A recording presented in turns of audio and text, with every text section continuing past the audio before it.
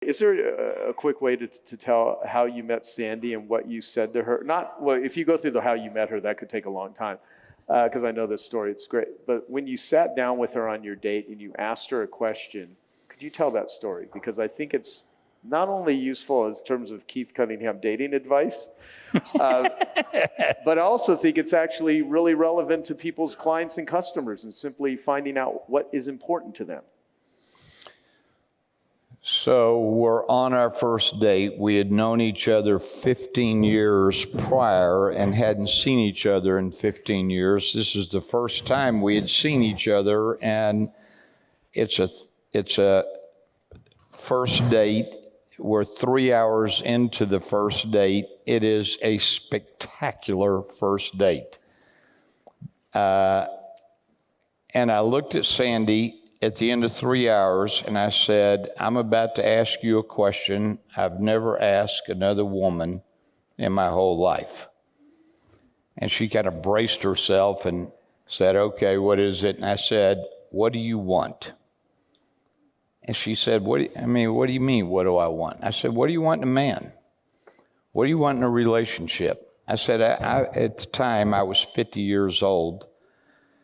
I said, I've been single for 10 years, and I said, I have been playing whack-a-mole and pin the tail on the donkey with every woman I've been out with for the last 25 or 30 years, and I'm tired of it. I need to know what you want. She looked at me and said, oh, that's easy. She said, I want to be loved and adored. And I asked the waiter to come over and bring me a pen and a piece of paper, and I wrote down, Sandy, January 4th, 2001, loved and adored. And I looked at her and I said, now tell me every single thing that needs to happen for you to feel loved and adored. And I started writing, and she talked for an hour and a half. I'm talking high maintenance here, right? And I'm writing it down, and at one point, literally, at one point in this hour and a half, she said, and I want a note every day. I said, you must be kidding me. I tried to make myself right. I couldn't. I said, every day, my God. What if I forget? She said, I'll remind you. And she does, right? I mean, at 3 o'clock in the afternoon, if there's no note that's been sent, she'll send me a little text and say, did the mailman break his leg? I go, oh shit. I start. So the idea to me that you're referencing, the idea is, look, find out what they want. The key is find out what they want, not what you want. Don't fall in love with what you want.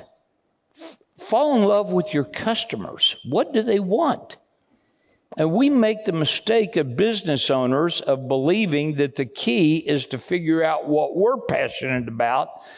We don't have the money. Our customers have the money. Why don't I fall in love with the customers? Why don't I fall in love with something that can love me back? Falling in love with my product, falling in love with what I do is, to me, intergalactically stupid. Why would I fall in love with something that doesn't love me back? Let me fall in love with customers. Find out what they want. Go and get it. Go and get it and give it to them. If I can do those three things, it turns out I love writing the note because Sandy loves getting it. And if you would have asked me what the key to this woman's heart was and asked me to think about it for 100 years, at no point in time would I have written down or thought, oh, she wants a note every day. But find out what they want. Go and get it. Give it to them. Sandy's very smart. Here she is right here. She's prettiest woman I've ever met in my whole life. And thank you for loving me. Thank you. Sandy's very smart. She asked me for the piece of paper. When she finished, she wrote down, what do you want? I said, okay, let me tell you all three things. All right? There's only three, so I told her all three, and it's been really, really good. Thank you. Thank you. That's very awesome. much. You know, it's got me thinking a lot too. The impact filter, the tools, what me and Jason Fladlin have been doing, talking to prospects. I mean, I'm doing the biggest deep dive into what do Genius Network members, what do Genius Network prospects, what do they actually want? Because there's so many different places that people could get learning and devote their time. And the challenge is, you know, it's the whole paradox of success sort of thing, or the paradox of choice. There's so many choices available that I really want to know what my clients and members really want and are looking for. Because me and Alex Mendoza, we did a program in 2003 called Stick Strategy Secrets. And it, to this day, is one of the best training programs that I've ever done. That, you know, people have made millions with that program and implemented it. And so we're doing a Stick Strategy Secrets 2.0 that we're going to start recording in the beginning of next year. And so much of it has to do with what do people want, and teaching people, like, you know, Dean Jackson, who I do my podcast with, is here. You know, he has his before unit, during unit, and after unit, before the sale, during, and after the sale. And so much of just being a relationship marketer and having clients coming back and back is you know, it's the difference between the pickup artist that get a phone number or an email or versus someone that actually sustains a relationship. And so all of this, the reason I'm bringing this up is that, you know, all the things that I'm doing, that you see me doing, even the impact filter at the beginning here, is all based on just learning what it is people want and delivering it to the best of my ability. Every speaker here, every person, people, the dominoes that they're telling me would be important to them. So Critical. So if you had to give your most prized business, money, and wealth advice to your children or to children in general, what would you tell them? The most prized business advice. I think the wisest thing I ever heard was in the middle of my do-over time, my timeout box. And I had a very, very, very wise man say to me, Keith, hell on earth would be to meet the man you could have been.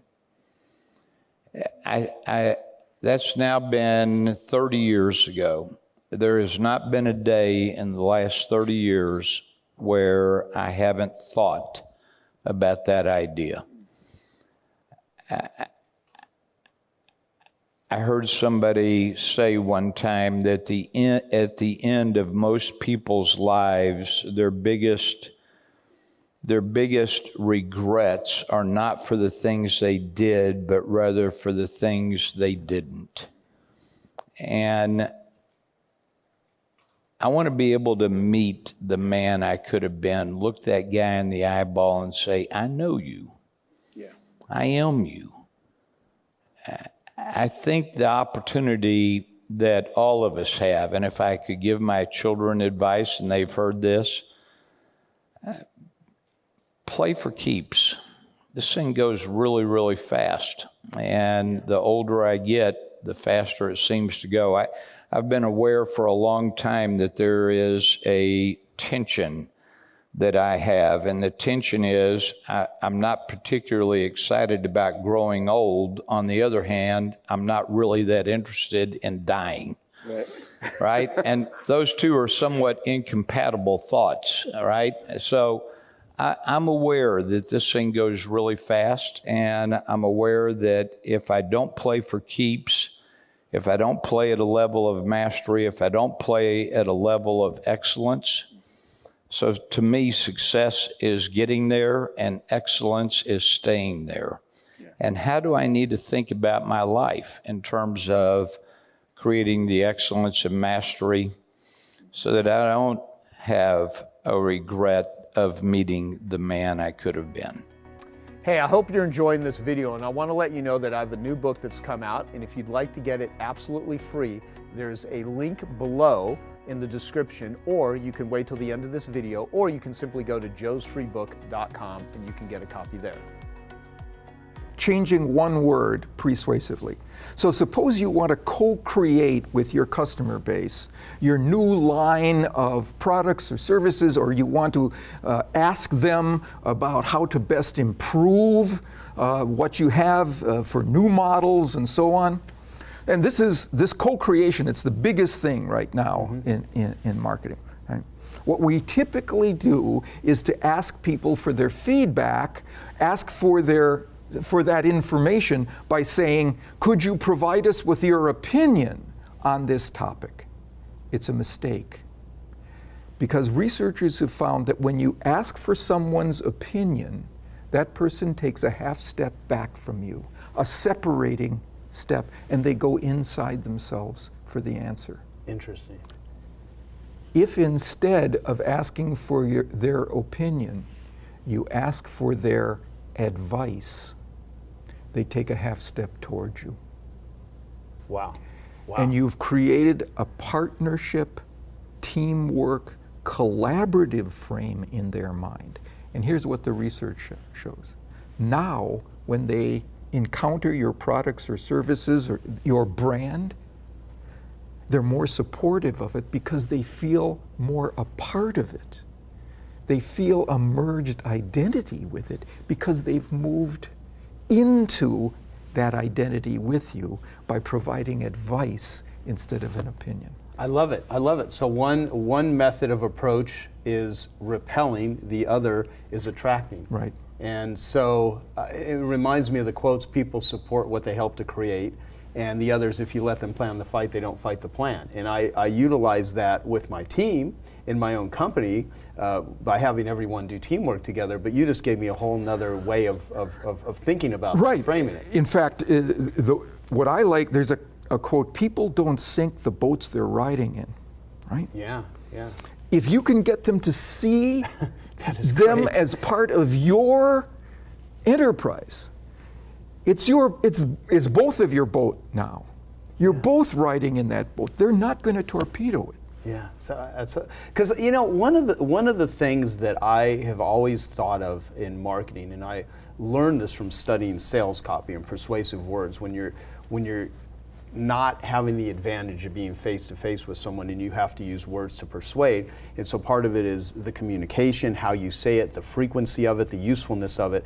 And I've always thought, the number one thing to do with clients is to bond, and how to bond with them. And anything that breaks that bond is not good.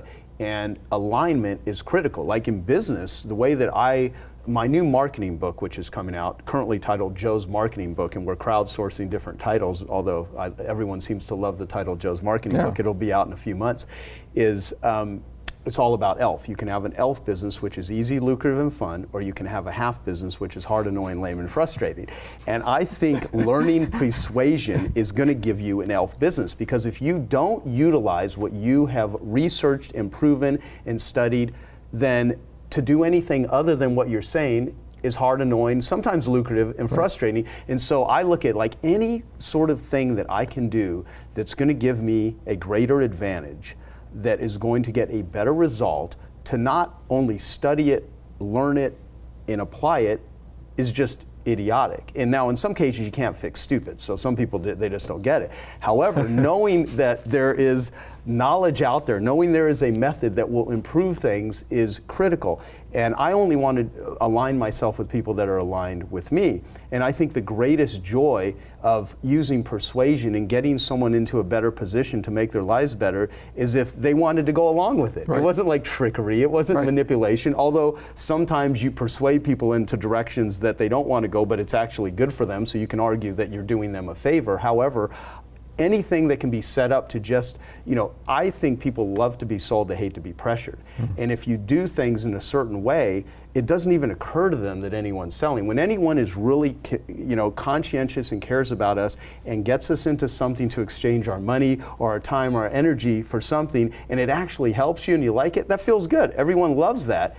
Everybody feels good about that. Yeah. And so they want to continue to do business the next round and the round after that. Exactly, because the most expensive business cost is client acquisition, and once you've already done that, everything I always think of it as it's a lot harder to create momentum than it is to maintain it. Like every once in a while, I'll run into you guys at the gym, because you work out consistently. And the thing is, if you just did that, every 3 months I'm going to go work out and do a really great workout, it doesn't work that way. And I think what you teach is kind of the same way. These are just ongoing practices that if you put them into place, your business, your connection, your quality of clientele, your joy of how you do things just increases. Yeah. So this is great. Well, you've already covered some of this, but I'm going to go a little more specific. So what specific steps could someone listening to this take to better persuade or prepare the moment or moments before the message is delivered that you've not shared?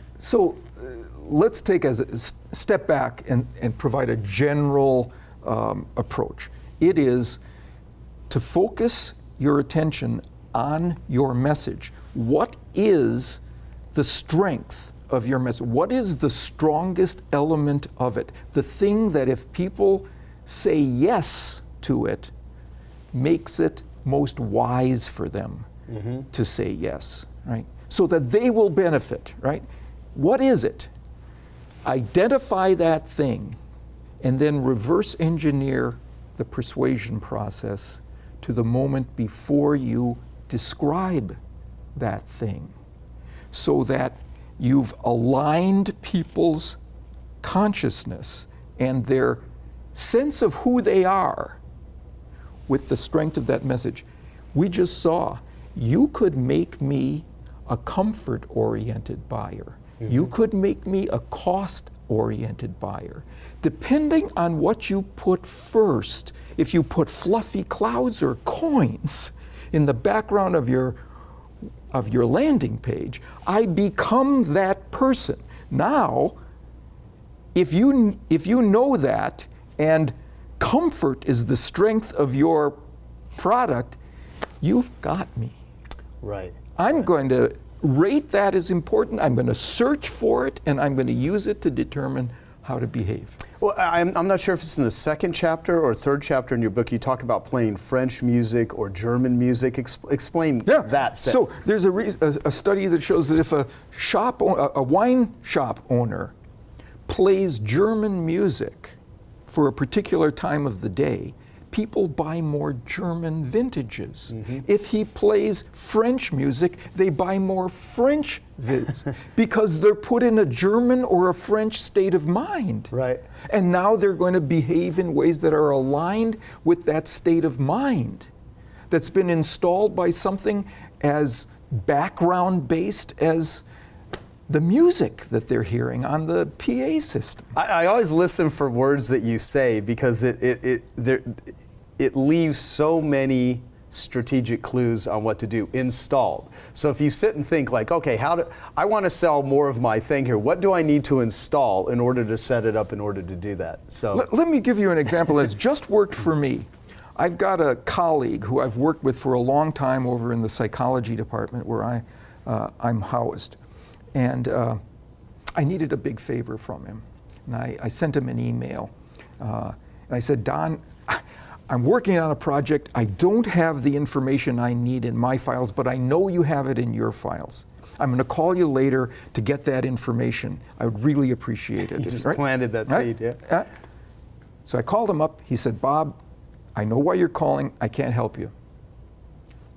I'm swamped right now. I know you've got this project with a time limit, but I've got projects with time limits too. I'd like to be able to help, but I can't this time. Sorry. So I didn't say to him, but Don, I'd really appreciate it if you could help me with this one. It would mean a lot to me. I said, Don, We've been in the same department now for 10 years. I really wish you could help me with this. It would mean a lot to me. I created a framework of unity. I had the information that afternoon. So what happened in his head? I mean, explain. What went down? There was something that was true, that we had a relationship, a long-term relationship, but it wasn't at the top of his consciousness. Yeah. It wasn't the thing that was aligning his subsequent behavior until I brought it to top of mind. We're relationship partners, Don, for 10 years. And inside relationships, you say yes to people. I just moved it from somewhere at midbrain to top of mind. And it made the difference. So what did I didn't install the relationship, I installed a focus on that relationship. That was now the thing that he was paying attention to, and what you're paying attention to in that moment changes who you are. He became a relationship-oriented respondent, not a selfish respondent about his own issues. Everyone is in the marketing business, even if they think they're not. I mean, and really, the real business you're in is the arithmetic business when it comes to actually making profits. So, no matter what, you got to make the math work, and marketing is the thing that turns on the money faucet. And that's necessary. And how you package and position and present yourself, it doesn't matter what it is. But yeah, one of my favorite lessons was that if you truly believe you have the best product or service, you're doing a disservice by not getting it out there. Mm-hmm. That was really a paradigm shift for me. Yeah, and if you're one of those people that are completely unethical and you don't give a shit about delivering any value whatsoever, you at least convince yourself that that's true. Your business will still do better. Yeah. So, yeah, but it is true. How many of you sell something that adds value to other humans' lives? Okay.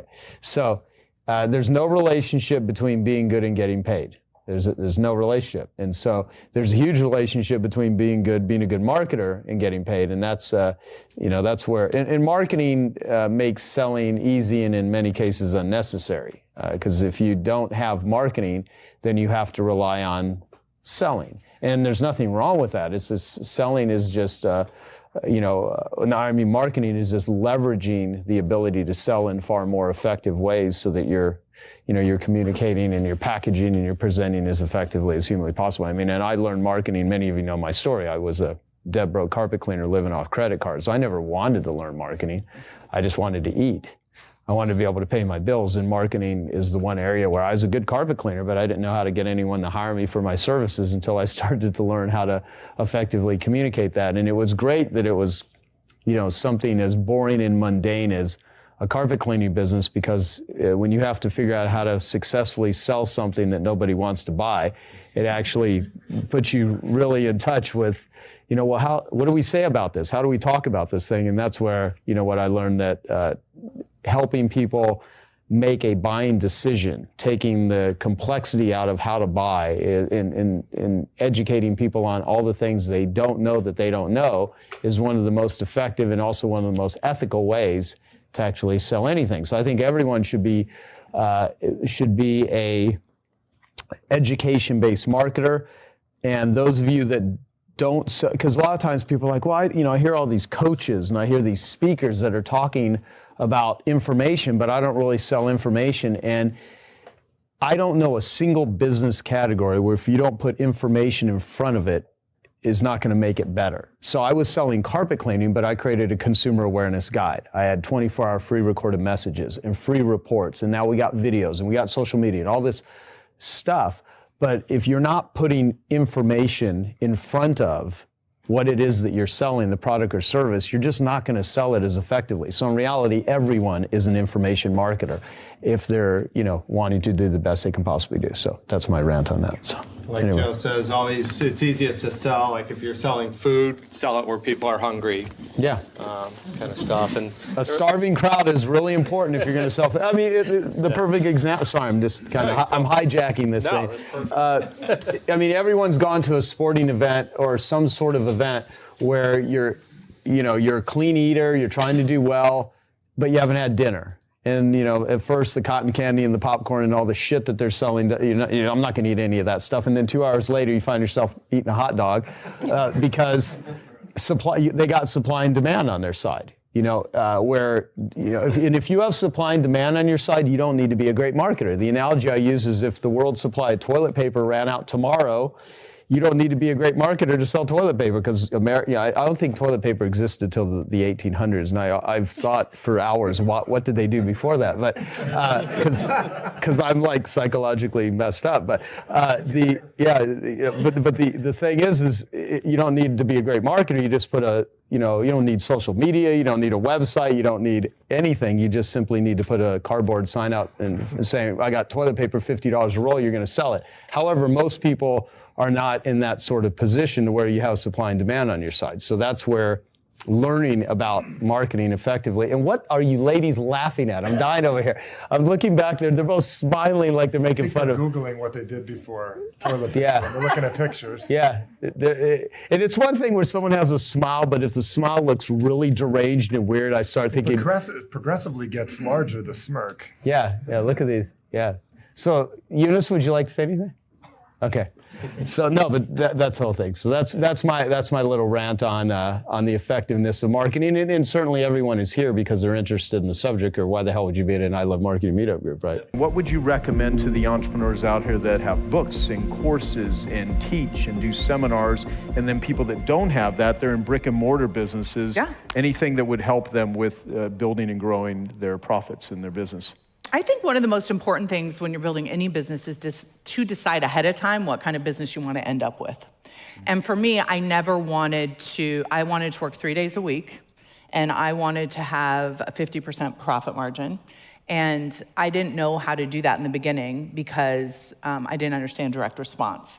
And as soon as I started studying direct response marketing, and I think one of the most significant lessons that I learned was self-funded aggressive acquisition. And that's okay. The breakdown of what that means, self-funded, that's a good. So obviously a lot of companies have outside funding, or they're willing to go into debt to be able to grow their company. And I didn't want to do any of that. I wanted to fund my own company, and I wanted to be able to grow fast. And that's tricky, right? Usually it takes a lot of money to grow, or you grow slowly. And so I'm like, how do you do both at the same time? How do you grow fast and not take any outside funding? And so I really started studying direct response and understanding funnels and ascension funnels. And Todd Brown is amazing. If you don't know him, you should. He has what he calls the E5 method. You know Todd, right? Mm-hmm. Yeah, he's amazing. And so he had like my first aha business moment when I really understood that there's 3 ways that he describes acquiring a customer, right? And most people, when they acquire a customer, want to be able to get paid immediately on that customer, right? That's like level 1. And level 2, because they're basically like, I want to make a profit immediately. And I feel like if you think about making a profit early in the funnel, you're going to make less profit later. Is kind of how I visualize most businesses, and when I work with other businesses, that's what I see. And then there's kind of the second type of acquiring a customer where you can break even on that customer. And then there's a third kind where if you're willing to go into kind of the red on that customer, you can grow so much faster, right? Because Dan Kennedy, whoever pays the most for a customer is going to be able to win. But how do you do that and maintain cash flow and be able to fund yourself? And I remember thinking, so my membership site is $297 a month to join the membership. And my initial goal was to get 3,000 people in there.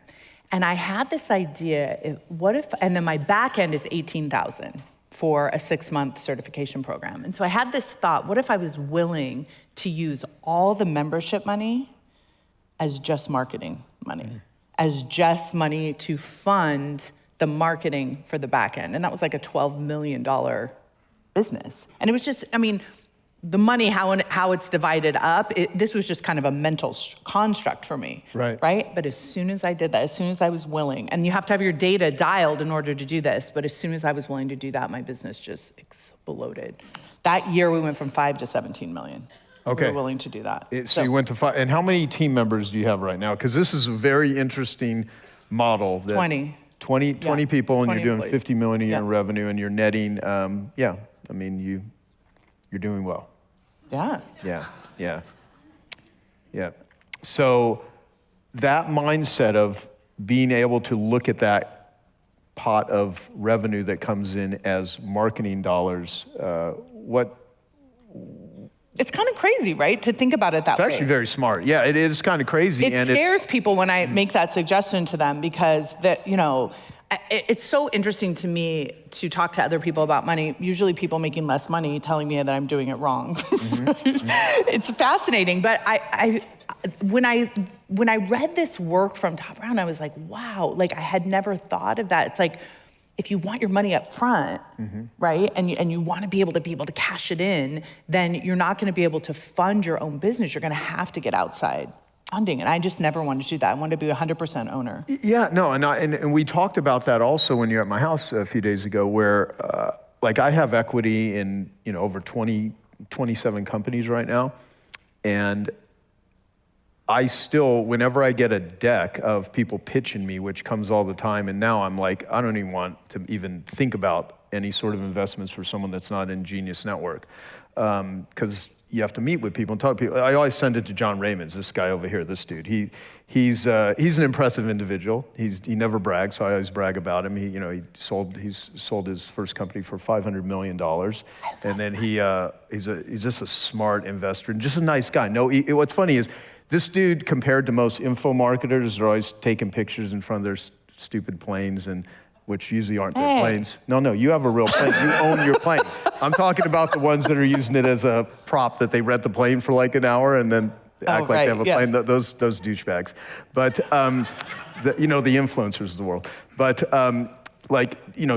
John, he really, he never brags about stuff, and the guy's made more money than like all those people combined. But he owns Bronze Studios, which is, made the Joker movie, which is the highest grossing R-rated film of all time. So John, unfortunately, has to get decks sent to me where I ask his advice, the most amateur questions, because I've never understood, like whenever I needed money in my life, I just think of what can I sell where people will give me money. Yes. It's hard for me to be like, let me go raise money, because I see what I've learned more and more is like a lot of the people that are raising money, their story that they tell others and they tell themselves are these fantastical, exaggerated things, but they just haven't figured out the marketing. Now, in some cases, you need to raise money to scale. I get all of that. There's purposes in doing that. We're doing that in our VR company, right? But the fact is, though, it's like being able to self-liquidate. Those were the words that made sense to me. How do you create self-liquidating advertising where it just pays for stuff? Yeah, and it does really work. And so a couple of ideas that I think are most applicable for us in this room. First is really to get out of your head what you pay people. We do these studies, comparative studies. I just spoke in front of 2,000 IT service companies last Friday, and they're all out doing their studies so that we can compete with other folks in our space. Look, I think you have a very simple decision. Would you rather have less people paid more and be smarter, or would you rather have a whole lot more lower paid, stupid people? I really think it's the fundamental decision we make. And if you're familiar with the Container Store, they've always believed that one great employee replaces 3 good. Steve Jobs always thought the ratio was 20 to 1, 50 to 1. Bill Gates always saw it as 10,000 to 1. One great programmer can replace 10,000. And so I think a key number, if you're achieving what Brooke was able to achieve in terms of revenue or gross margin or profit per employee, when you're at her numbers with 20 employees, you can take what off the table? Compensation.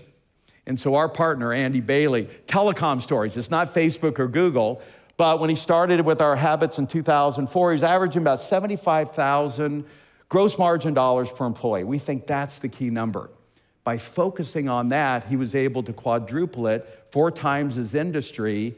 When you've got that, guess what? You can compensate your people a lot more and still take more to the bottom line. And so what we're seeing is that it's fairness, not sameness. I think that is the most unequal thing. And if you look at sports teams, let's just take one position on a sports team, and they might have 5 or 6 that play in that position. Does everybody that plays right tackle make the same amount of money that plays quarterback that in any one of those? No. And if you look at the delta between first string and second string or third string, if you look at the violinist there in the orchestra, the delta is tremendous. And so rule number 1 is, what's the first thing if you've got any kind of number of employees people come into and ask? I would like a career path. What is that code for? How do I make more money? But here's your issue. You don't have places for them to move up to. Brooke doesn't. And we don't want to be putting those layers in. The large companies are stripping them out. And so the first thing is you've got to have super wide pay bands. People have got to be able to make 2 to 3 times where they started in their same position, but with key metrics that are driving that. So I want to take to my buddy, John Summers in Allied Printing. Look, this isn't Facebook or Google, this is commercial printing. But his customer service reps who start at $48,000 can progress through a series of, and by the way, we think you ought to give people titles that start from beginner to wizard to maestro, 7 ways that they can get promoted in their position. They start at 48, they can finish at 96. Folks managing print projects come in at 68 and can make up to 140. Salespeople start at 60 and can make up to 600, a 10x. And so, first, do you have super wide pay bands, and is it clear? What are the things they need to achieve in order to be able to accomplish that, so you take the pressure off people saying, hey, I need a career path. Then we think it's critical to gamify games. I just want to share a story. So we get, I think it's the casino industry that understands the psychology of humans better than all of us combined. They have figured out how ways to get humans to sit in front of computer screens where we're just trying to get them to come back from break.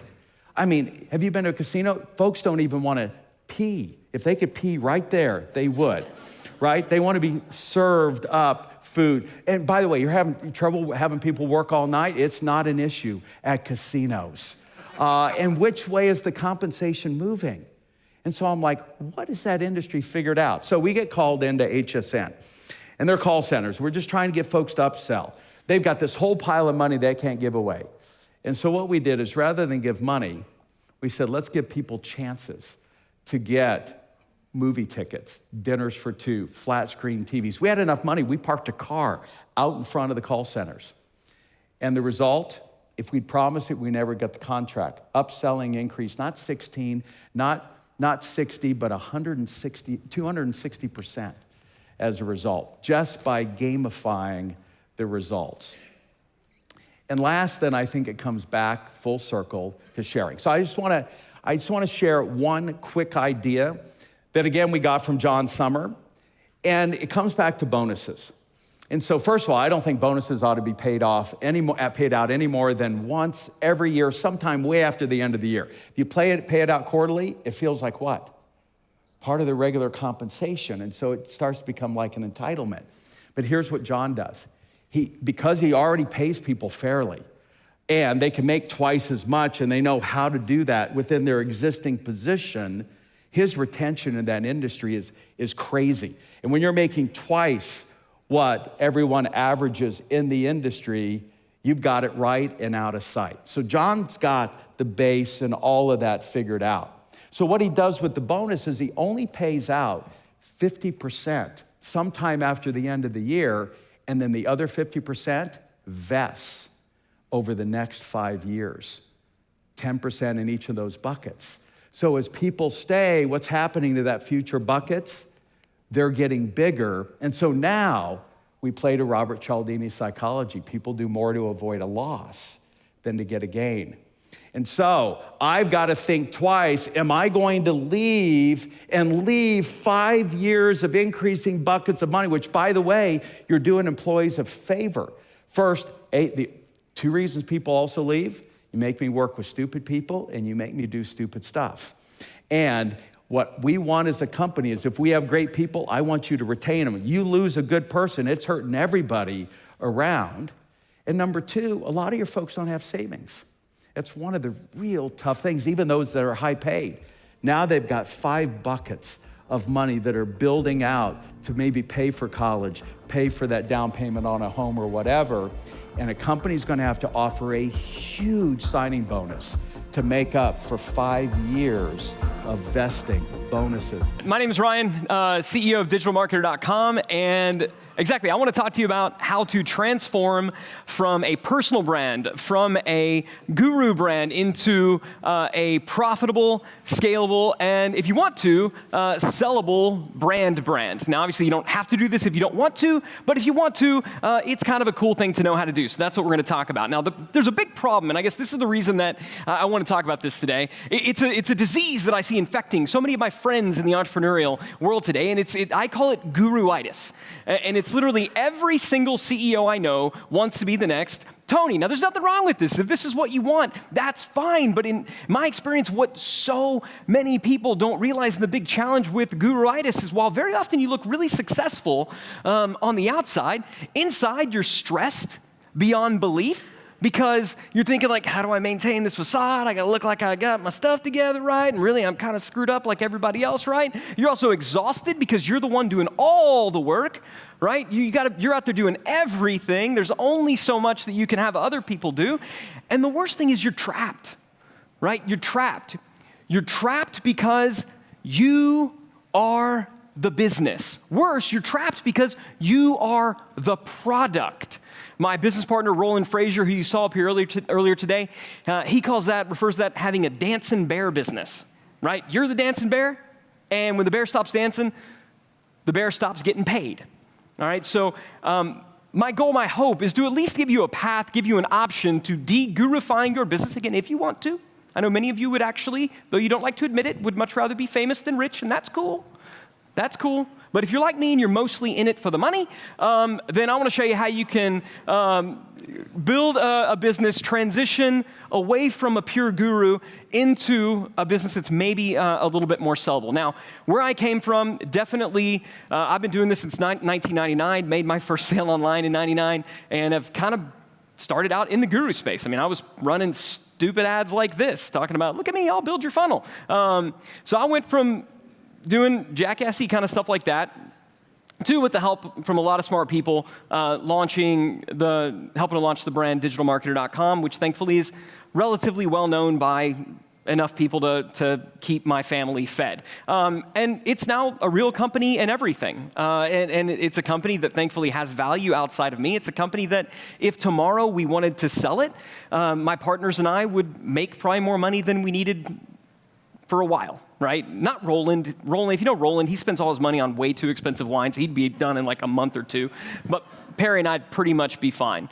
And so again, this is what we've been able to, to roll out and do. So I just want to talk to you about kind of the process of what we went through if you want to follow a similar path. Step number 1 is you need to materialize your genius. All right, you need to productize your genius. You need to take the voodoo that you do so well, and you need to somehow extract it from your brain, from your general awesomeness, and you need to put it over here. It needs to kind of become separate from you. In other words, you need to not do what a lot of people talk about doing, which is black boxing everything that you know. And I see this done. I see this talked. Like, if you want to be the expert, you're the guru on the top of the mountain, don't tell anybody how you do what you do, because then they won't need you anymore. You want them coming up to you. The problem with that is if you're the one they want, you never really get a day off. You can't really take a vacation, and what you got really isn't sellable. Now, maybe you're thinking, that's fine. I'll write a book. I've written a book. I love books. I think books are great. I think just about everybody in this room should have a book if you don't have one. They're good for business. It's a good marketing tool. But this is not what I'm referring to. Hey, I hope you're enjoying this video, and I want to let you know that I have a new book that's come out, and if you'd like to get it absolutely free, there's a link below in the description, or you can wait till the end of this video, or you can simply go to joesfreebook.com and you can get a copy there. Primarily because no one in the history of the world has actually finished a book. Do you realize that? Like, nobody's actually ever read a book. People buy books, and they put them up on shelves, and they look really nice. But in general, sadly, human beings don't read and finish books. So if we want to get our knowledge out of our head, we want to put it somewhere where it can be transferred, then I'm not talking about a book. I'm not talking about writing the Bible of your industry. I'm really talking about, what's your 10 commandments? Okay, what is your 10 commandments? I came across this accidentally. I remember I was at a really low point in my business career, and I kind of scribbled down on a napkin one day, here's generally what I know to be true about how my business works. I know that, I want to bring some leads in, and somebody will buy something small, and then I'll upsell them something a little bit, bigger. This napkin that I wrote, which now is framed and in my office, I now refer to as the $1 million napkin. It's a super corny name, but this napkin is actually what planted the seeds of digital marketer. When we first started teaching and talking about this idea of the napkin model, right? Go from a lead magnet to a tripwire to a core offer to a profit maximizer. This 5-step funnel concept, has anybody else heard of this? Yeah, like that's where it started. It was an accident, but it was the first time I took something that I had and I said, you know what? I'm going to place it over here. I'm going to let it stand separate from me. That was when things started to take off. People started to adopt it as their own. The napkin became customer value optimization. Now it's a flow chart. Now I'm beginning to see people print these out. They're making posters out of them, putting them up on their wall, and then eventually it became an actual tool that people could use to figure out what's the process of turning strangers into friends, into customers, into raving fans, and that's the customer value journey. Now, you've nailed it. You've got it right. You know that people are really beginning to adopt your framework when they're doing stuff like this. All right? When they are taking your framework, when they're taking your concept, they're printing them out, they're turning them into posters. That is when you have it. That is when this genius that is yours can now be consumed by someone else. They feel like it can be theirs. Now, the important thing I want you to keep in mind, to pull this off, you must fully transfer your genius onto the artifact. Okay? You must fully transfer your genius onto the artifact. It must hold the power, or you will remain trapped. So when people say, oh, you're so smart, you're so great. No, I just do what I talk about on that napkin thing. It's not about me, it's about that. You have to learn to redirect the attention away from you and onto the artifact if you want to be free. Does that make sense? It can't be about you. This is going to be the hardest thing in the world to do, but if you want to be free, it's got to be about the thing that can be transferred, and your brain ain't that. So, my first question for you, I'm going to have 3. Question number 1, what's your 10 commandments? What's your napkin? How do you materialize? How do you productize your genius? That's step 1. Step 2, we need to profitize your message. That's not a word, made it up. What do I mean by profitize? Well, I don't mean profit, P-R-O-F. I mean P-R-O-P-H. And the question I have for you is, are you a prophet? Or are you a god? Are you a prophet or are you the god of your brand? How have you positioned yourself in your business with your brand? I want to kind of take you back and I want to show you some of the home pages for digitalmarketer.com, and I want to see if you notice any themes. So this is kind of where Digital Marketer started, not bad looking. Then for some reason we got worse, not really sure how that happened. Then we got a little bit better, right? And then we decided, oh, maybe we should capture some leads, so we did that, and this is kind of where we sit today, right? Now, throughout all the different changes, one thing has remained consistent. This jackass has not graced the top of the homepage, right? My face hasn't been at the top of the homepage. And I would submit to you that if your mug is at the top of your homepage, you are likely positioning yourself as the god of your brand and not a prophet for your brand. Now, this is where I want to kind of pause for a little bit and let's talk about what's the role, right? What should your role be? Let's think about the 10 Commandments, Moses coming down from Mount Sinai. Even if you haven't read the book, you've probably seen the movie, right? Charlton Heston, long beard. So up here at the top of the mountain, that's God, okay? That's not you. Now, I know that's going to be hard news for some of you to swallow, all right?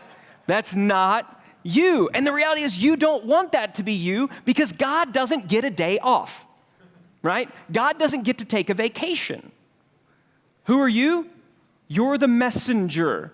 You're the prophet. You are the guide. You are the one coming down with the tablets, which is your message, saying, I have the good news. You are the messenger bringing that to your customers. So the question that I have for you that I want you to ponder, this is question 2 of 3. Are you currently positioned as the prophet for your brand or the God of your brand? Prophet for your brand or God of your brand? How are you positioned? Step 3, we need to deputize other true believers. So we've crafted our message. We've separated it from us. We've begun to be the prophet of our brand. Now it is time to gather others to the cause. It is time to make disciples of all nations, right? So we need to deputize other true believers. For us at Digital Marketer, we did this formally with our Certified Partner Program. We said, let's certify agencies and consultants to teach our stuff. Most people would never do this. Have somebody else teach my content? That's my content. They'll never do it as well as I can. Some do it not as well. Some do it better. Recently, one of our certified partners pitched our stuff into Southwest Airlines. I don't know anybody from Southwest Airlines. They did, right? We have them taking it into other nations in different languages that I don't speak because I'm only kind of good at one of them, all right? So that's one of the ways that we did it. Another way that we did it is at our event, Traffic and Conversion Summit. I remember Traffic and Conversion Summit 1, I was on the stage all 3 days. Even when I wasn't speaking, I was terrified that somebody was going to say something that went against something that I said, so I made sure I was on the stage like monitoring them, like sitting there in a stool just judging them, right? The most recent Traffic and Conversion Summit, 3 talks, which is about 3 more than I actually wanted to do. Instead, I wanted to make room for our customers. I wanted to make room for our members. I wanted to make room for our certified partners. I wanted to make room for our customers and all the other folks over there, our team, our employees. I want to make room for them to come up there, for those messengers. Now, I know what you're saying. Yeah, but if I make room and all these people come up, what if they leave? What if I make messengers of people? I make gurus of other people and they leave? I want to show you one other picture. This is me on stage hugging a banana. The man in the banana suit's Russ Henneberry. The rest of the team there is Lindsay, Susie, and you can see the top of Molly's head. At this event, these 4 people who are critical team members to Digital Marketer all spoke and were featured prominently on our stage. Today, none of them work for us anymore. They've all gone on to do other things. They left the right way, love them to death, miss them terribly. But the brand goes on. The company goes on. The messengers have changed, but the message remains the same. The messengers have changed, but the message remains the same. So I want you to write this down. When you let go, you make room for others to take hold. If you grasp onto everything that's yours and you claim it as your own and you don't let anybody else have anything to do with it, you know what? There's not room for them to get hold. When you let go, you create room for others to take hold. And you know it's working when people start sticking your logo on their stuff. I'm proud of the fact that I've walked into coffee shops all over the world and I've seen people with our logo on their computer. That's crazy to me, but it's because we let go and let them take hold. So the final question I have for you is, who do you know who could help spread your message? Who on your team could be spreading your message? Which customers could you certify to let them talk about your stuff? Who could share in spreading your message? Knowing they won't do it as well as you, but knowing that they'll get the message out to more. So just to review, materialize your genius. Separate it from you. Have it be something that's transferable, that's passable. Prophetize your role. Deputize other messengers. And the final action item that I would have for you, I would ask you to mentally shift your role from guru to the world's best spokesperson for your brand. Mentally shift your role from guru to the world's best spokesperson for your brand. Will any of you in the room do this? Yeah? If you will, please repeat after me.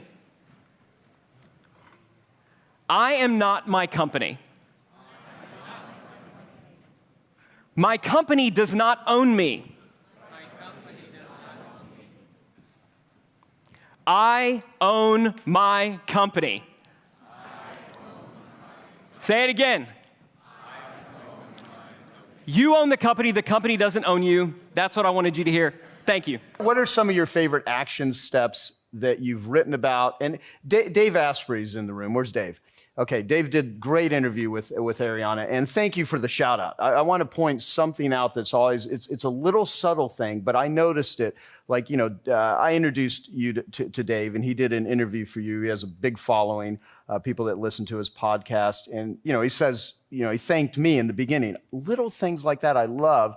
And I can't tell you how many people, when you make a connection, they don't acknowledge the person, or they hear a quote and they don't really credit the person that gave a quote. One of the attributes of a giver is giving credit and always acknowledging people. It's just the right thing to do. But he talked about how much science is really in your book, because it's really backed up with a lot of great science. And so what are some of the things that you've written about, action steps that are just game changers for all these entrepreneurs and people that are here and people that will be watching this on video?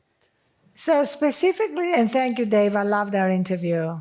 Dave came to the Huffington Post newsroom and we did it there. So one of the things that is worth stressing here, because it's a room of entrepreneurs, is the connection between renewal and creativity, which is the exact opposite of the connection we assume is the truth, which is working around the clock, burning out, and creating great things. In fact, if you look at the data that 3/4 of startups fail, and that startup entrepreneurs, the stereotype would have it, work around the clock, never sleep, etc. Well, maybe if they actually slept and renewed themselves, we might not have 3/4 of them failing. Has anybody thought of that? And now the science is very convincing that when we are sleep deprived, exhausted, burnt out, we can be transactional, but we are not really ultimately creative. And I have quotes in the book. Steve Jobs famously said that his best ideas that led to the most iconic Apple products came after Zen meditation. Bill Gates would take think weeks and go off in the mountains in a cabin without devices, without anything. And if you go back through history, Archimedes, my fellow Greek compatriot, the Greek mathematician, came up with the scientific theory of displacement when he was having a bath, and therefore really relaxed and ran out in the streets naked shouting Eureka, which would have made a great Instagram.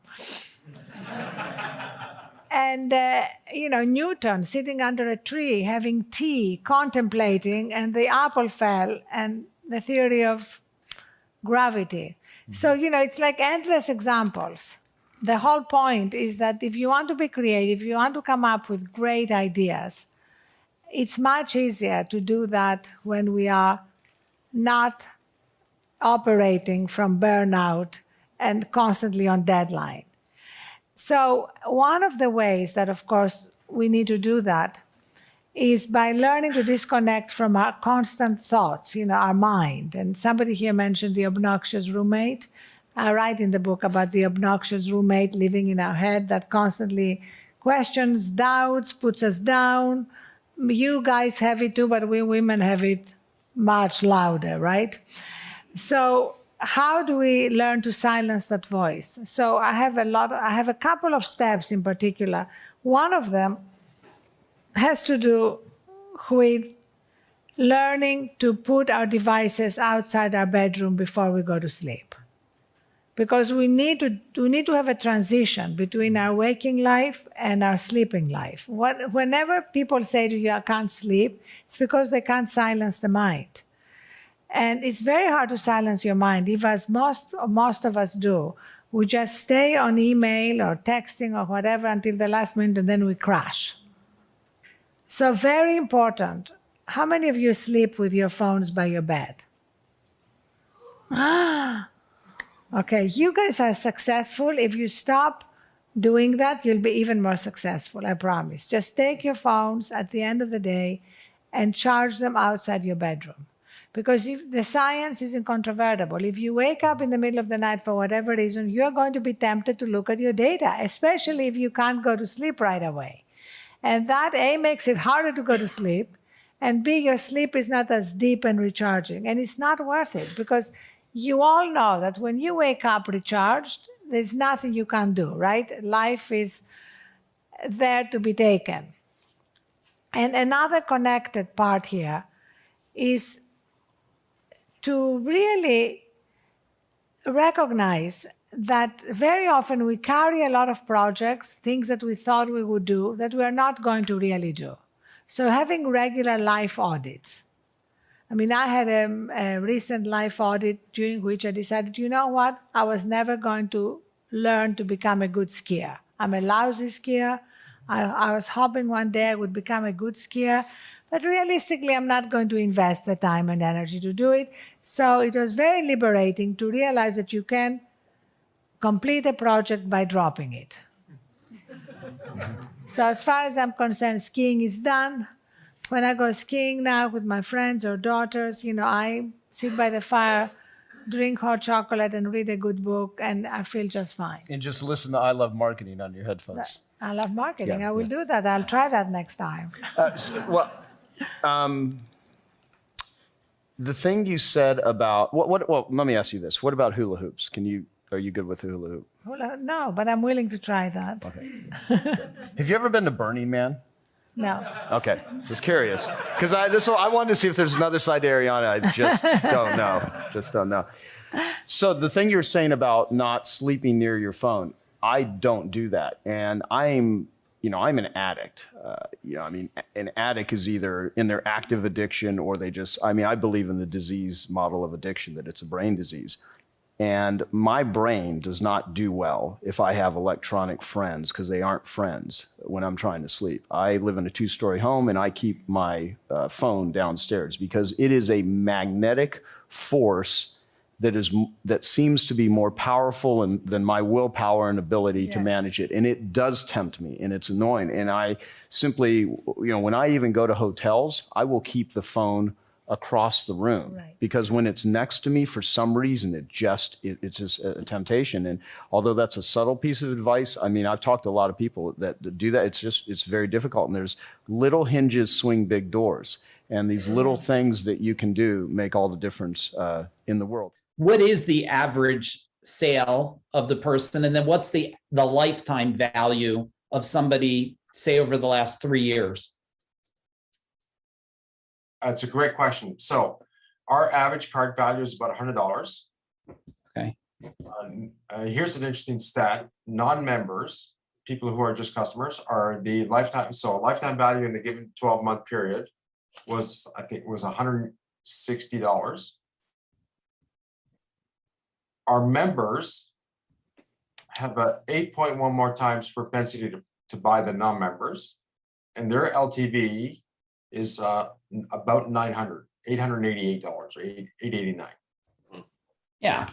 So I think it comes back to what's the first problem to solve? I love everything Dean's saying, but for me, I go, okay, so the membership's proven itself. I'm not sure on your website, the membership is a good enough gateway in. You have one pop-up. I'm not sure it's enough value. I think something of a video or something that really promotes it, besides free shipping. I'm sure somebody wants the golf tip. I'm not a golfer, but I'm sure they want the tips or a video or something there. And so I would focus on getting as many on membership. Now, do you have an outbound department that's doing outbound sales at all? How do you mean? No, I don't know. If I've been understanding where you're at, question? Somebody that calls existing people on your database to find out how their golf game is going right now. No, we do not. Okay. So, I think the new world, especially COVID, has pushed it where people are starving for connection.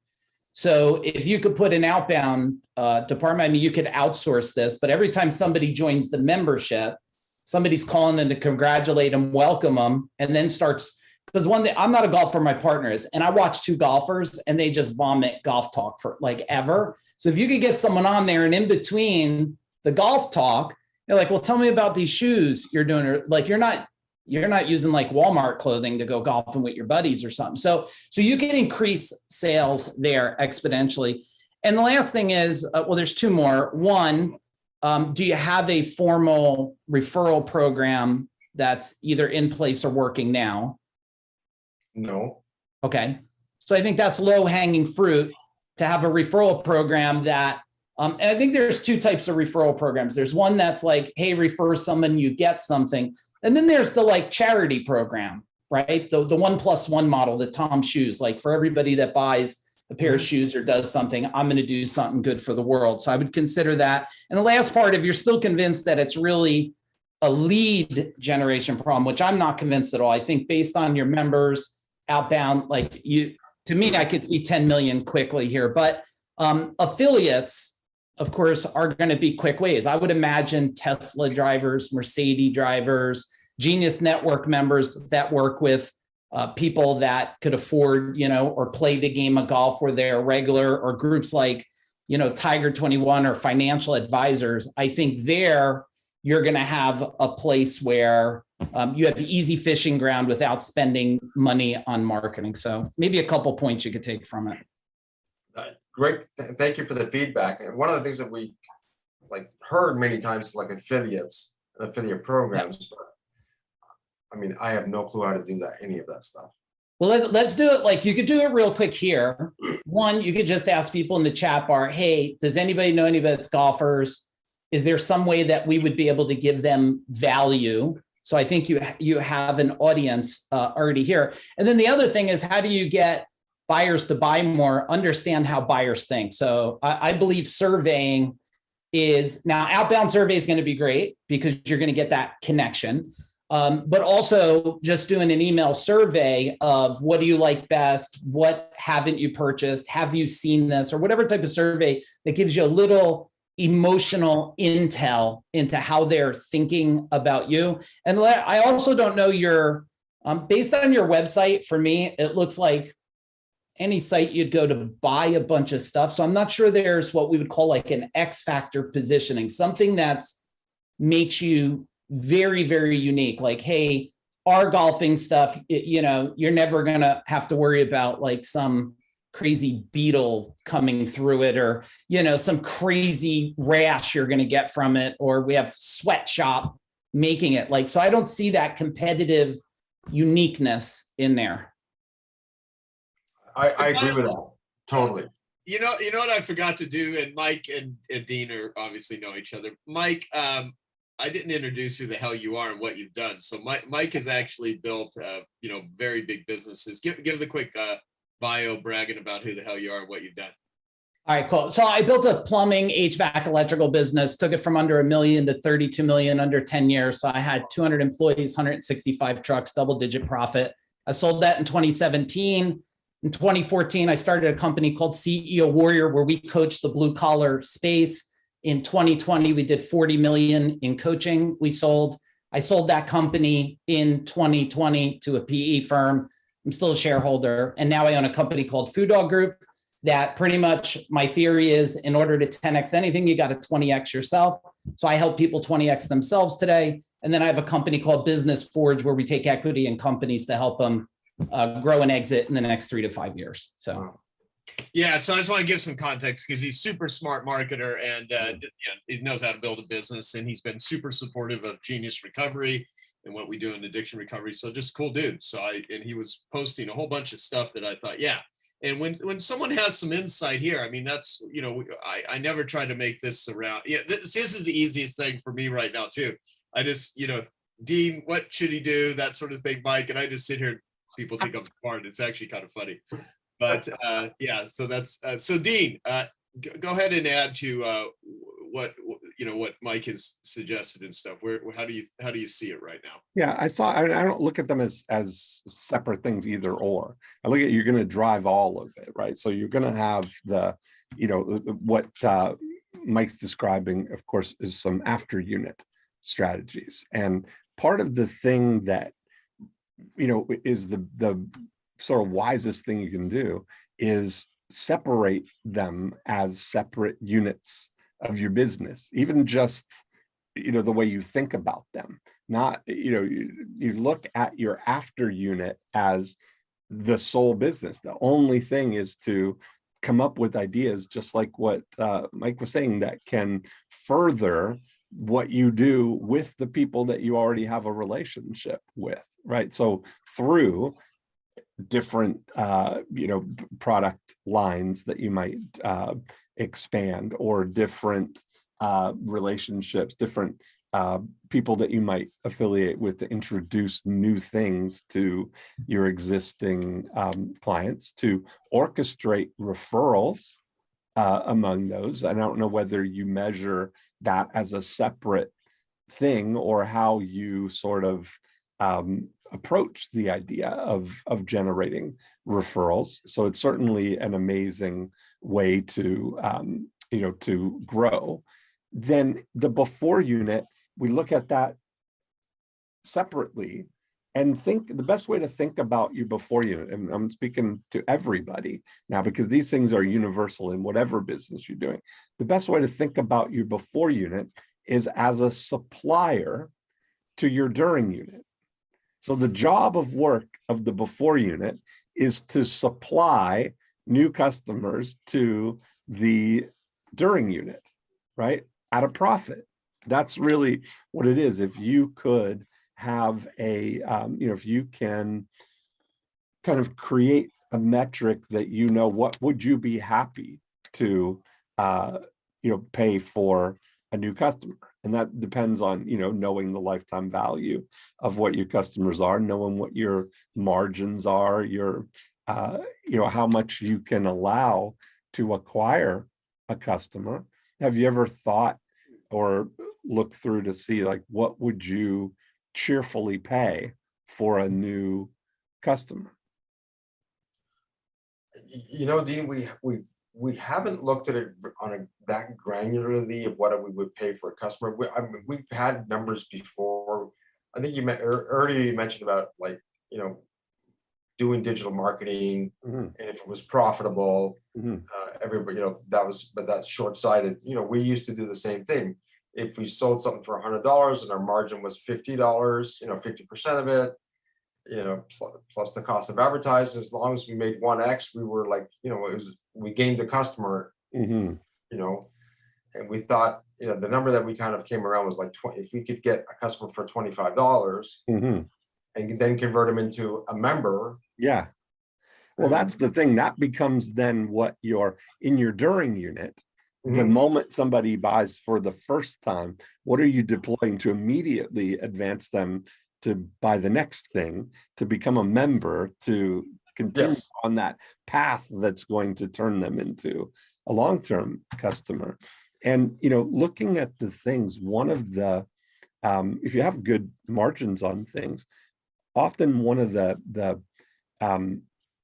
easy things is a gift card to offer people. So I'll give you an example. So my girlfriend owns a studio here in Winter Haven called Amazing Brows and Lashes. And we built a list of thousands of women just within a 15-mile radius of her studio in downtown Winter Haven by offering people a gift card on for microblading. So microblading is a real popular thing that ladies do to get permanent eyebrows. It costs about Right when Dean is saying, Dean, you're starting to get a little fuzzy here right now, but is he locked for everyone? I mean, you're locked and we're just looking at your perfect Paul is buddy. You're looking at my perfect eyebrows. He is frozen and still talking. I got it. Well, I got an in-house eyebrow expert, so it all helps. But the difference between $100 gift card and 20% off is nothing practically. It's nothing. It's the same exact amount of money, but $100 gift card sounds like I'm getting something, which is a really an interesting approach, where it's much easier to offer someone a gift card than 20% off on something to incentivize a now purchase. Because most of the time when people are doing a 20% off on something, they're saying, if you buy before June 30th. You're trying to put a deadline on it to speed up the sale, to get somebody to buy right now. But if they're not going to buy right now, but they're interested in microblading, that's still a valuable person to have, because maybe they're saving up to get microblading, or they want to do microblading. They want to do it in the future. They're just about to go back up north for the summer, but they're going to come back to Florida in the fall.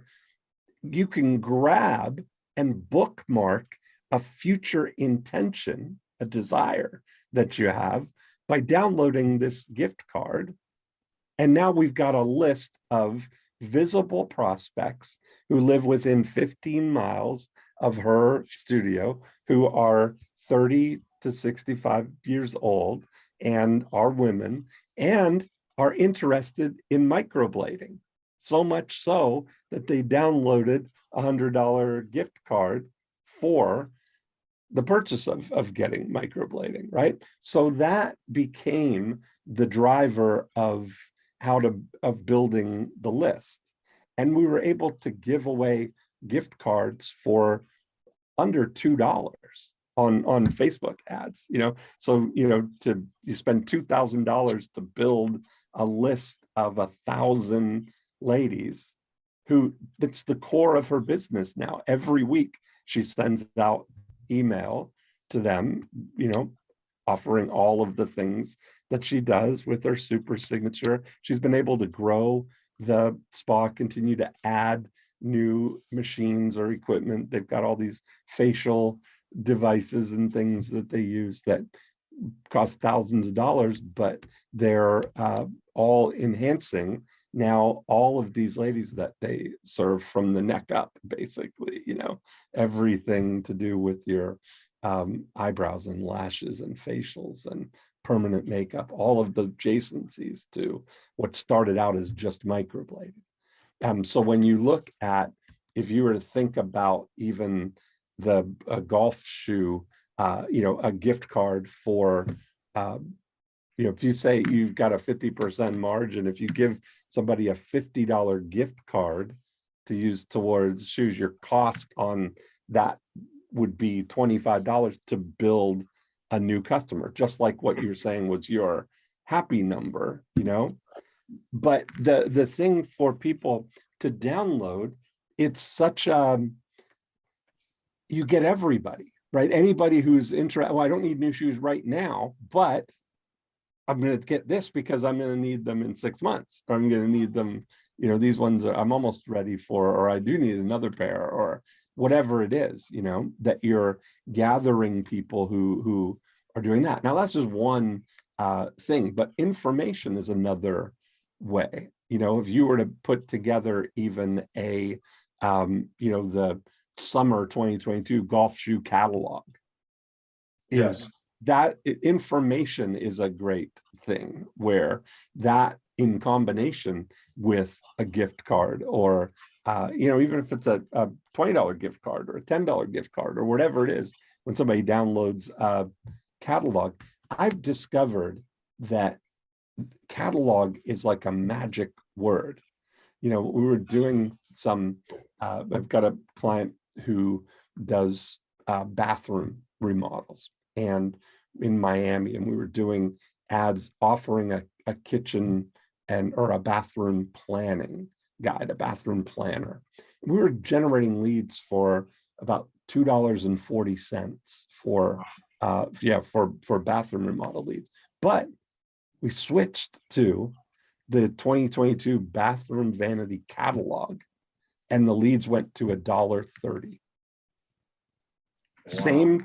Same audience, same, sending them to the same people. But what I've really discovered in that is that a catalog has objective data, objective information, right? It's not me trying to get them to, steer them towards any kind of a bathroom.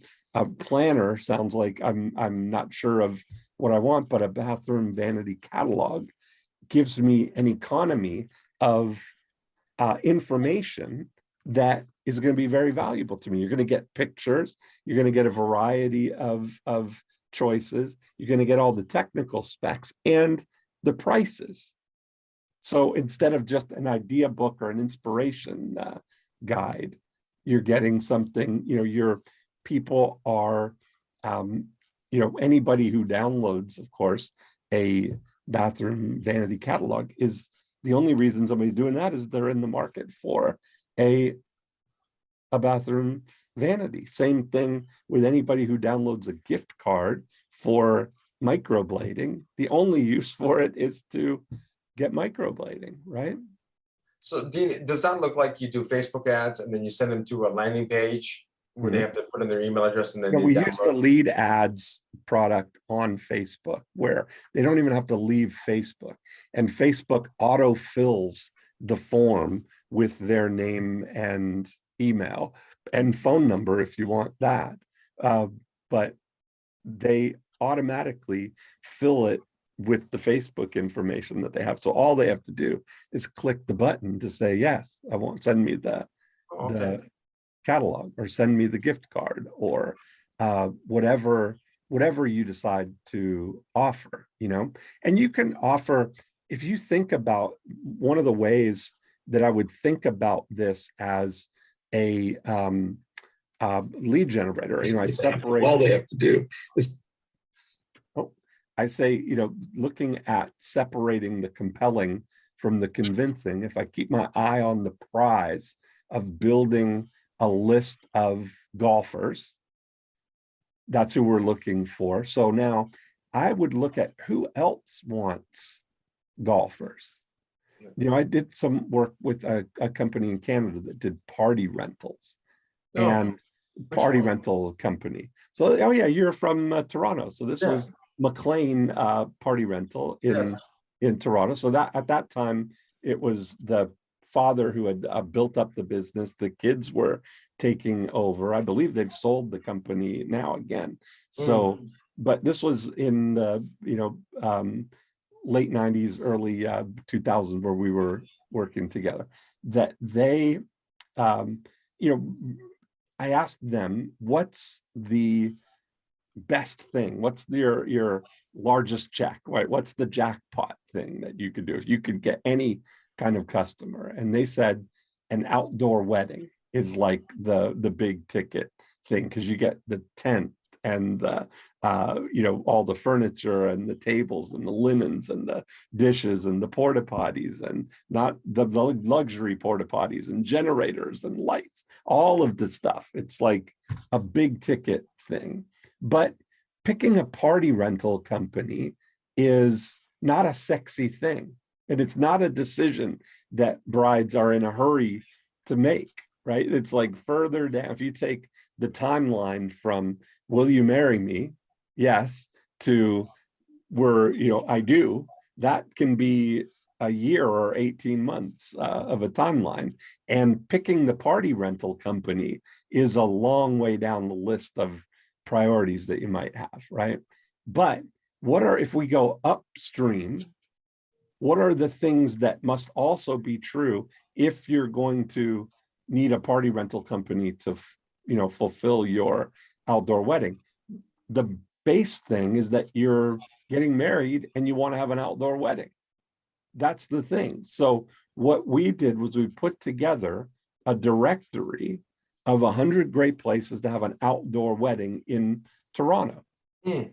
And we would advertise that in the newspapers, in the bridal magazines, there's a whole bridal subculture in Toronto. I mean, there's lots of places to get in front of people, and it's not very sexy to advertise your party rental company in a bridal magazine, right?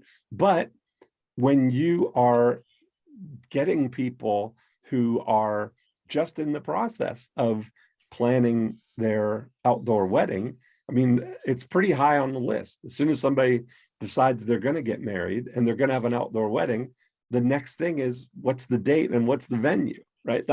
Those are the two top priorities. So why not put yourself right up at the front of the line, knowing that we're thinking like a chess master here.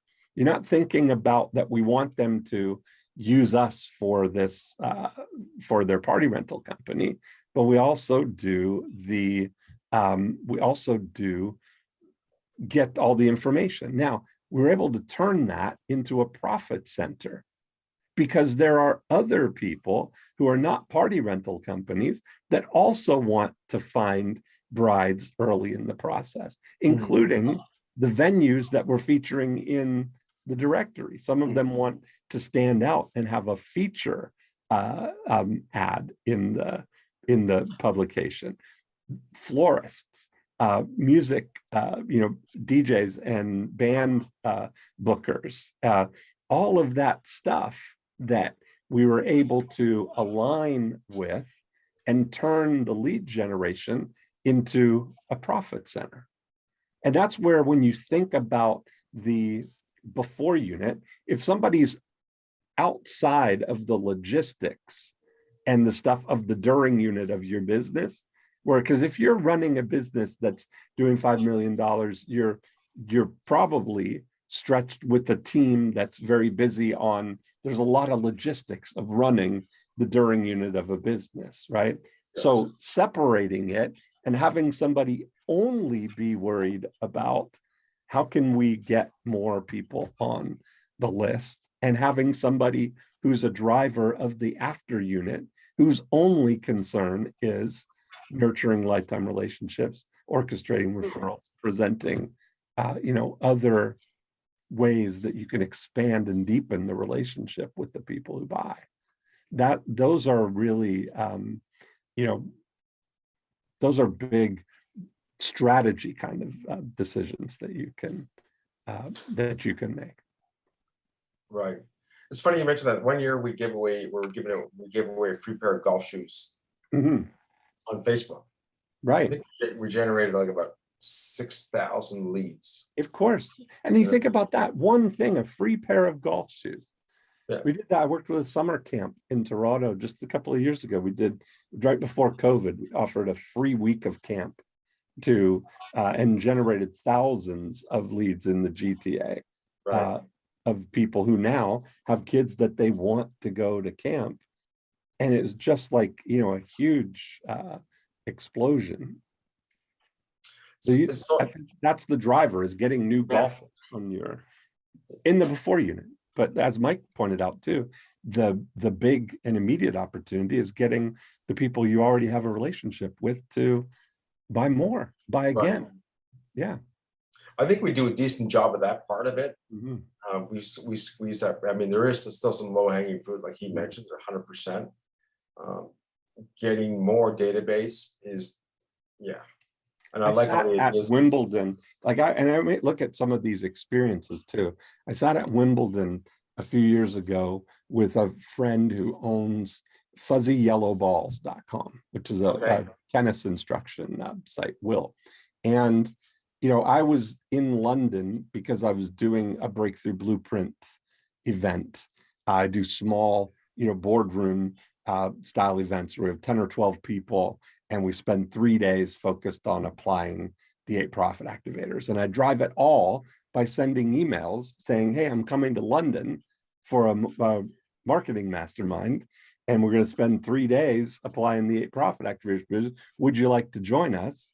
And fill the room by email that way. So here I am at Wimbledon with Will. I was explaining what I was doing. He's got all of these tennis players that he could do the same thing for them by offering experiences that people could do at major tennis tournaments. Right. Or you imagine, if you create a Masters experience for all of the golfers that you have, or you look at all the majors or the Phoenix Open or the fun tournaments kind of thing, that you can create that kind of experience for people, high-end experiences, because you got a list of 100,000 people. There's rich people on that list. There are, yes, there are. And so you start thinking, how high is high? Like, what would be the, Neiman Marcus approach or whatever, the cat, what could you put that would be like a high-end experience for people where they could, I did a golf trip in Scotland. I've done, 3 or 4 times, but the one that stands out in my mind is our 3rd annual once in a lifetime golf trip to Scotland.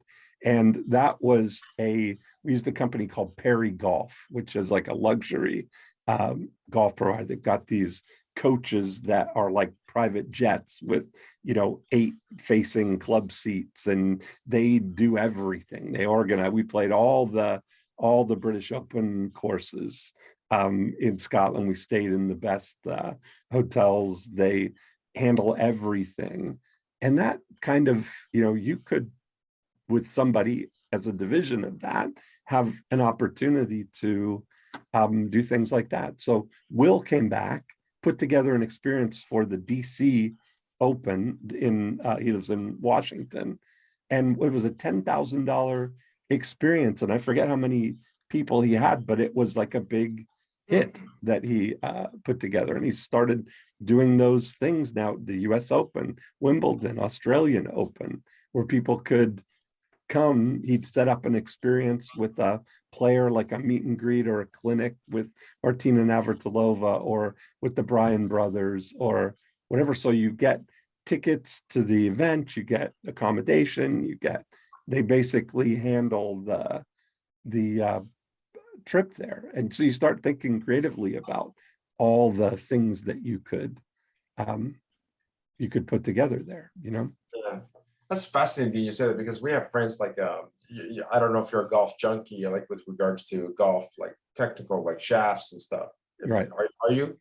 I'm not really, but I mean, I'm an avid golfer. I love, but I'm not a technical Right. So I'm at 8 handicap. I'm gonna shoot between 78 and 82. No. Okay. Right. So, I'm not interested. I don't have the discipline or the technical thing. I don't think that it's an incremental increase in my happiness if I was a 3 handicap, or I'm not able to put in the work to be.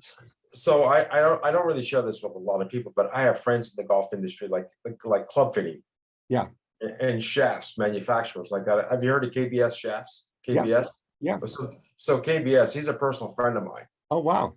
So I was thinking, and they're both they're all personal friends, like giving an experience, a club fitting experience, like, hey, for X amount of dollars, you get to meet, Kim from KBS Shafts, you get to meet Mark from Cool Clubs. For X dollars, you get a fitting, plus you get a new set of clubs. Yeah. Plus a golf, you start thinking about what that is. I thought about in Toronto one year, I met someone who was a regional guy for the golf. What's the golf store? Golf Town. Golf Town, right. And I thought about Golf Town should sponsor like the Toronto's Greatest Golfer competition, like the Big Break on the Golf Channel. And that's just an idea that only takes somebody to drive the idea. I mean, you've got the list, you've got access to everybody. It's like it would be a profit center. Could expand. Nike Toronto, when they came to Toronto, they set up these Run TO groups where they did a series of 5K races, but they built a list of 25,000 runners in Toronto, right? Like avid people who were run enough that they would compete in a 5K. Right. And that's where you start thinking about, you're separating what I call the compelling from the convincing. The compelling is just getting them to raise their hand for their own self-interest, and then convincing them to buy what you've got. So Dean, how about like a webinar? So if we had like Kate, the founder of KBS, like we had a webinar, put it on Facebook, and people could sign up for the webinar. Is that a sound idea? Yeah, perfect. All of those things. I mean, you can live stream anything that you could imagine. You look at the Golf Channel, and anything you could set up those things, anything you can stream. There's nothing stopping you from doing any of that. Now you've got a built-in audience, and that's where driving and growing that audience is, the big opportunity. Yeah, you're gonna be able to incrementally, you could probably double your business just focused on the during and the after unit, but to really grow it, really like truly expand it, you've got to have a dependable accelerator pedal that you can add new people and build the universe, you know? Okay, I hope you found that video awesome and useful. So if you want to get a free copy of my book, I want you to click here. And if you want to watch some more videos that'll be useful and awesome, click here. Go ahead. They're over here. Do it now. Come on. Thank you. Watch them.